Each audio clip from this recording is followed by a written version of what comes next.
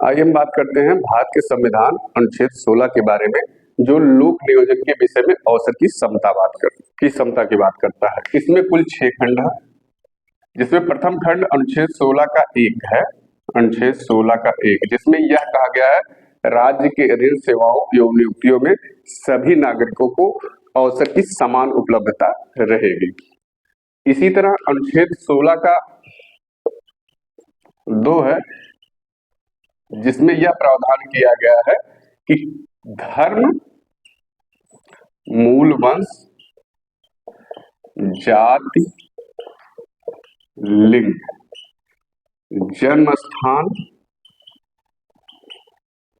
उद्भव व निवास के आधार पर किसी भी नागरिक के साथ भेदभाव नहीं किया जाएगा सार्वजनिक नियुक्तियों या अवसरों में।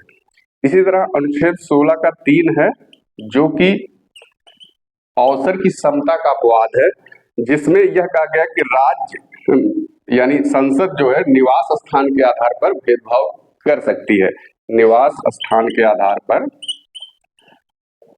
भेदभाव कर सकती है, यानी इसमें स्थानीयता को वरीयता दी जाती है। ऐसा सिर्फ संसद कर सकती है, राज्य विधानमंडल ऐसा नहीं कर सकता। इसी तरह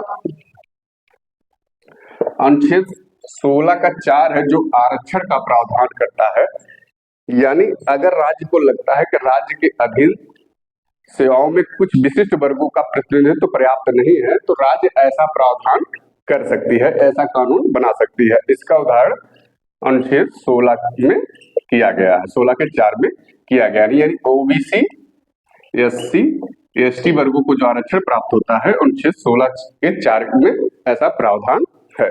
16(4)A में यह कहा गया है कि एससी एसटी को पदोन्नति में, एससी एसटी वर्ग को पदोन्नति में भी आरक्षण प्राप्त होगा।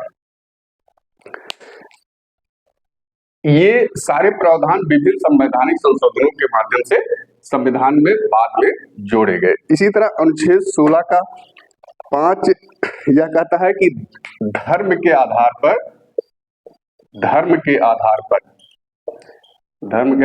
विभेद की अनुमति देता है। अनुच्छेद 16 का 5 राज्य को धर्म के आधार पर विभेद की अनुमति देता है।